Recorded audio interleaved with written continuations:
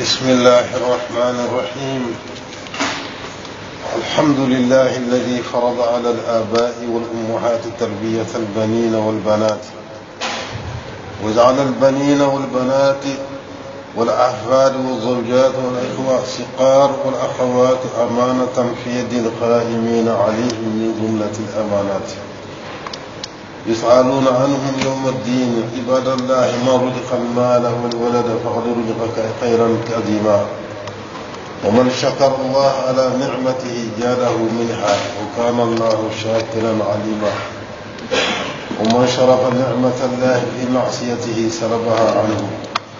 وأجاقه أجابا عليما.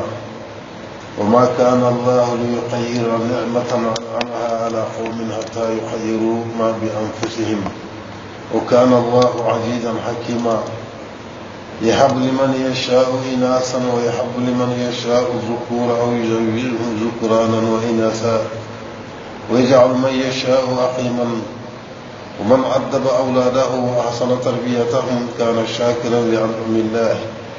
مستوجبا للمزيد منها. واسألوا الله من فضله إن الله كان بكل شيء عليما. وأي فضل على الإنسان بعد الإسلام أكبر من أن يبارك الله له في أولاده البنين والبنات. عليك أيها المسلم حق واجب لله لا تؤديه إلا إذا تمسكت بالدين. ومن حقه عليك أن تعبده ولا تشرك به شيئا، وأن تقوم بأمره في الأهل والبنين ولا تتركهم يتبعون من لا خير فيه من العصاة والفاسقين.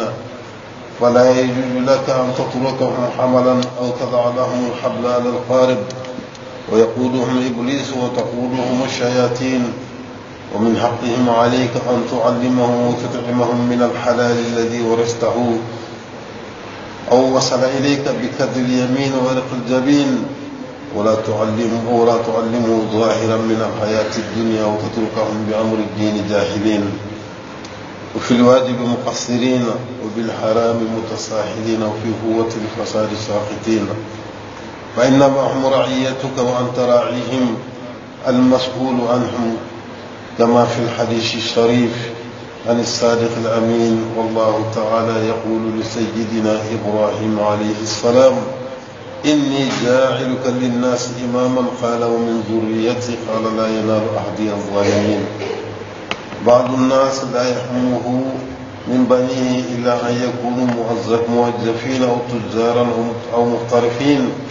يكتسبون المال، ولو كانت الحرفة طبلا ومجمارا وطنبورا أو تارا، ولا يبالي بهم إذا جمعوا له المال أصالحين كانوا أو أسرارا. وقديما قيل: اسبع ولدك وأحسن أدبه واجمع له أدبا ولا تقصد له ذهبا. والأبناء ورثة آبائهم تبائع وأثارا، والذين آمنوا واتبعتهم ذريتهم بإيمان ألحقنا بهم ذرياتهم وما علتناهم من عملهم من شيء، كل امرئ بما كسب رهين. والكافر لا يلد إلا فاجرا كفارا إلا من هداه الله، وذلك من آيات الله، ولله خلق العادات. وعن المرء لا تسألوا ولكن أسألوا عن أقرانه وللبيئة التي يعيش فيها. المرء أشرها في إساءته وإحسانه، ومعلمه الناس يستطيع تهذيبه ورفع شأنه. إنما الطفل شاصة بيضاء ينقص المربي ما يشاء عليها. قال رسول الله صلى الله عليه وسلم: من علم علما فله أجر من عمل به ولا ينقص من أجر العامل. وقال عليه الصلاة والسلام: ما نحل والد ولده أفضل من أدب حسن. وسيدنا علي كرم الله وجهه يقول في الحسن: كن ابن من شئت واكسب أدبا يغنيك محموده عن النسب. إن الفتى من يقولها أنا جاء، ليس الفتى من يقول كان أبي. وقال أيضا: أيها الفاقر جهلا بالنسب، إنما الناس لأم ولأب. هل تراهم خلقوا من فضة أو حديد أم نحاس أم ذهب؟ بل تراهم خلقوا من طينة، هل سوى لحم وعظم وعصب. إنما الفقر لعقل ثابت وحياء وعفاف وعدل. بارك الله لي ولكم في القرآن الكريم.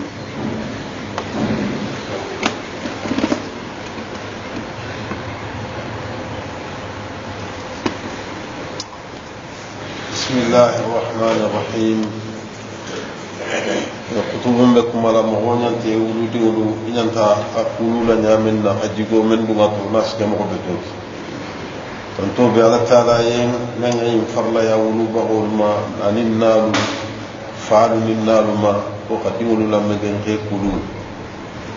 a xa dimmusolu nin dinkeelu ke ani mamariŋolu ani musolu anin badin din doxumandiŋolu ana barimusu doxumandiŋolu la maniya le mu xabu ala la xala mogo bulu ko nga dima nga adono le ka men belo le la balu wala xela kulu ala la xala maniya le la o tuma na la maniya men ni ala xela ik mogo lu kan afala mu dole ala dun ko ka ta ala maniya o ta ay a baratu sama ma anim banko nim konko wala xey borama adama dim ka ay dunga ko to isi ñinin ka wo lamaniya min ni ala ka ale ka be ñinin ka ala le sara barajurolu ala la jomolu mogo min ni ala taala ke harjaqe dinna ke harjaqe khayra siyaman ni la aha bar mogo men mogo man ko ala taala tantu ala wo nemo kam ako mogo men ni ala taala tantu ala nemo kam asi jidi le wo nemo ala taala ke ta tantu man so le tabelo ni ko mu mebe la bar mo men nga altara la nemo ma yelema ala soso koto itana tasarrufo ke ta ala la nemo men na ke itemi ana fa fen to ala soso to doron asi o nemo busi la asi mari la nene yakan khatura men mi diminni atala ko katman ke ma so ti mesi nemo ma yelema mo ko yen aka nemo men ke mo ko yen fuy fan ayelema ni yelema ta fa na ko ka fa sala nemo ma yelema altala masa balati kiti tobe mansole atale si dimuso di mugola kala nyini menya si dinke di mugola kala nyini menya ubi aqima fali ke ni muso tebe dima aksiya ano fana dol beja ulke ulu balul ti borgel ti midin soto mume otuma bebe altala la kiti ganin kere bulu la bar mo mengi di mo kulu iha jigo be to dunga kono la iha altala la nemo tantule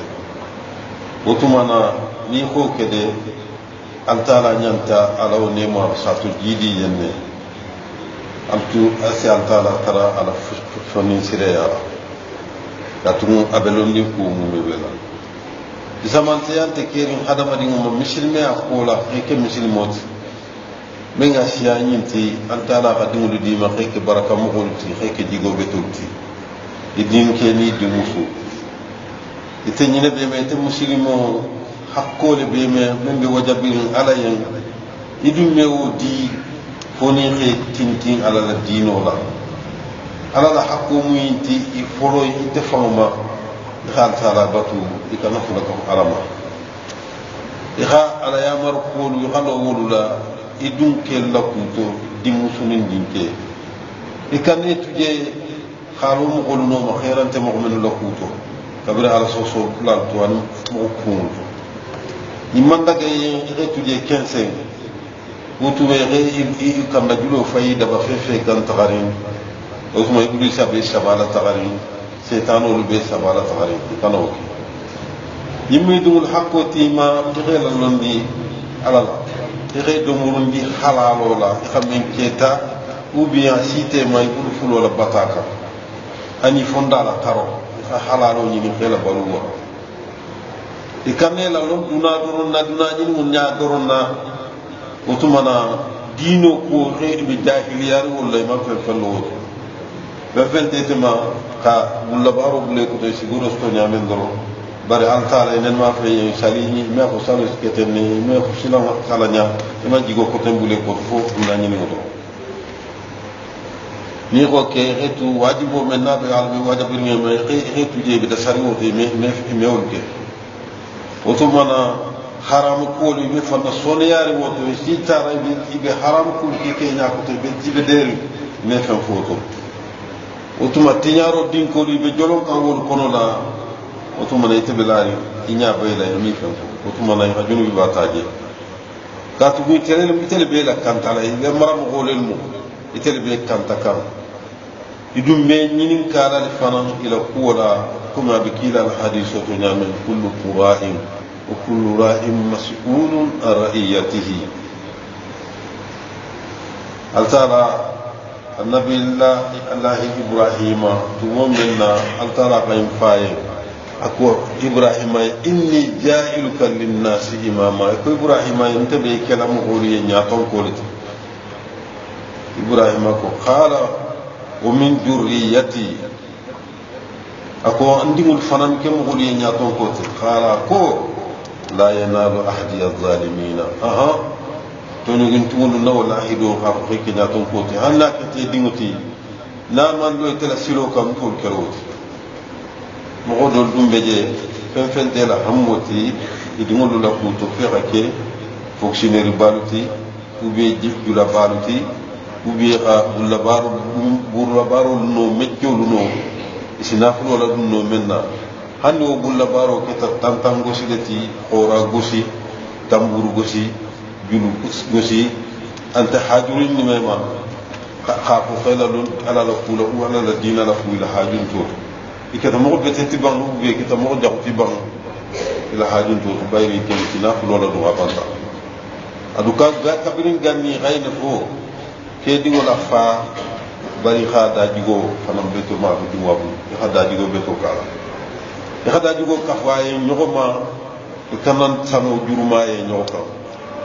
halala hani ka miliyaro le ti dungo bulu nin jigonta ka mi xeyna taxul ma sabe $100 la xami ak gene keramatu ami fen na fa o fumana ko dimulu falu keta ba ko le mu dimulu ti jigo fa jigo timu nyan to le tara azara ko walladina amanu wattaba'tuhum dhurriyyatuhum biimanin alhaqna bihim dhurriyyatihim وما علتناهم من عملهم من شيء كل امرئ بما كسب رهين كم من سنت علما يدون قالوا نوما وسلوكا لمن ياما وتمنا ني يول ديون لا سيما بدون دام الاخره سنين دي مول الفدود مي نقسي لا بارو لا فنفنا مو منا مو يبي تولومين يبي ستري جولو لا بارو جولو kafiro dum mem o wulu fo kafiro doron wala mo ko kurmo fo mo men ne al hakanda ci kasi kafiro jala muslimo wulu bara wo mu khawari ko ada to leti awa awol be ala maro ko no ko khaddo ko no te dingo ci bo faala wo tuma ko mo ko ikana mo ko nyinin kali te mo mo ko fasonte bar kuna ni men do qur falani men do boyni wuli la wuli nyinin kani haje men na ani men do qur falani be nyame afana mbo nyaade mo go be bi ato men te bi wa jamano men to ini men do boyni wuli la wo sano le tularima ni nin dolmin na le be taxama sunin tili be dolole minna ni nin jeni la kela le be taxama sunin tili be jeni kele kala nin te sobe ko to mo men be tunu dorne bo le be barkel tunu na le wala ha mo ko fi ga bi be le ni xaje di mu ko bi taxmala te fan xalu ko min te sobeto keloke ila ko sallallahu alayhi wa sallam man ra'a minkum munkaran falyughayyirhu bi yadihi fa in lam yastati' fa bi lisanihi wa in lam yastati' bi qalbihi wa dhalika adhafu al-iman ni ka ko ja kele bulola ni o nyante ya fenne wala ka fu ni manni ni o nyante ya kon liman ya do lafru dantano ni ma ko kafte tole o tumana da'watu ila al-fujur ni ga yinya to ku kuruma ku ke man tandu o tumana mo ko akram mo beto fanan o fanan sa khad sandile ka ku sila beto bula to ni karam mo ko fanan be sila beto ka asala kenya to ko to kat ko dindi mo be ko kayti gema fen tama lambe gendir la le safero ka to dimu be kala nyamen na ka safi kayto windo kila ko sallallahu alayhi wa sallam ma min mawludin illa an yalida ala fitra فوالديه هما اللذان يحودانه وينصرانه ويمجسانه دينو دين بس ولول على خبيدا نيامي بول فلا سيم فلا نيافلا ولو بغا فلو لساك يهوديتي اتل ساك نصارى اتل ساك مسلموتي غاني جيغو من موندو أبكلا ولد يخمن سفياته تعالى أول أبكلا ولد أنا لك لا صلى الله عليه وسلم أكون من اللون كي كم يقولوا اللون دي على برادو بيجين أنا بقول من بارتا وبقول لون ومن ببار الله أنا أم إتمنى على بو أميو إلى برادو نقص كلا صلى الله عليه وسلم أكفى من دين صفنا من في سداد جو بتوت يخفن فين دي دين ولا نيمان داد جو بتوت ديام ما فين ديام كم ينافع نامي كومانين سيدنا علي كرم الله وجهه من قاضي علي كرم الله وجهه وأنت على غاني هذا بنيا أدبو بانا على توم من الكافر أكون له سجود بدي من قط فرق اللي أنت ما اللي علي بانا أكون له ناكا سي إجماع من جماعة يندرا سي بركانا أكون له أمي ما جميل هاي ولكن غير لا توك كرم الله وجهه لم يسجد أبدا لسنامين أنا ما سجد فرق تبرا بانا أكون له حركي لا يمنع وجهه ولكن كرم الله وجهه تعالى غاني أبونا أنا ما سجد لخير الله تعالى تنوي أتينا بانجي موينتي أكو كون ابن من سئتا واكسبوا أدبا كم قديمتي كم فصل بيدمتي داجي بيدو قتاري لا درو يغني كمحموده عن النسل وداجي تنتكو وسي وصلي دمبيما موسيقار نتيبا موسيقار تعالى جيغو كم إن الفتى من يقول ها أنا جاء فنينك مقولة من ساكم فلنتين تلمنين ليس الفتى من يقول كان أبي فنينك من كنت مقولة من ساكم بابا بتنة النبي يمر ديون انت جهنم عليه النبي لوط ديون وآقا صولي والقصة بالقرآن كنو أتلك تبون أكيد من بوصولا جاهلية كان دمبل لانت موسيقار لتي موسيقار إنما الناس مقوم لأم ولأبي مقوم نان فادرون قبيوم هل تراهم خلقوا من فضة في غم وجب قادة حقول فرو للبا أو حديد ورفيق مقوم قادة نقول للبا أم نهاس ورفيق مقوم قادة كنيو للبا أم جهب في غم وجب قادة شانو للبا أبي بل تراهم خلقوا من تينا ساتريخي بيدادا بوخول للا مقول لسلو بطبوخ ولتو هل سوى لحم وعجم وعسل فنفنت مقوتي فسبني كلني فصل إنما الفخر مما نام وصل لأقل ثابت وبسنة ملي من بسبتين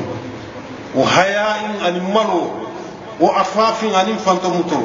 وأدب عن اندادي بيتو وصل مولد بارك الله لي ولكم في القرآن الكريم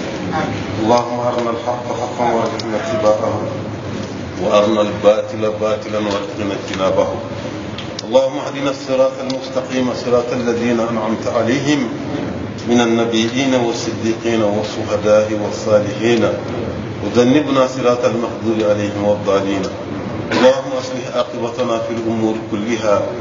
وأجرنا من خزي الدنيا وعذاب الآخرة اللهم ربنا آتنا في الدنيا حسنة وفي الآخرة حسنة وقنا عذاب النار اللهم ربنا لا تجعل قلوبنا بعد إذ هديتنا وهب لنا من لدنك رحمة إنك أنت الوهاب اللهم صل على محمد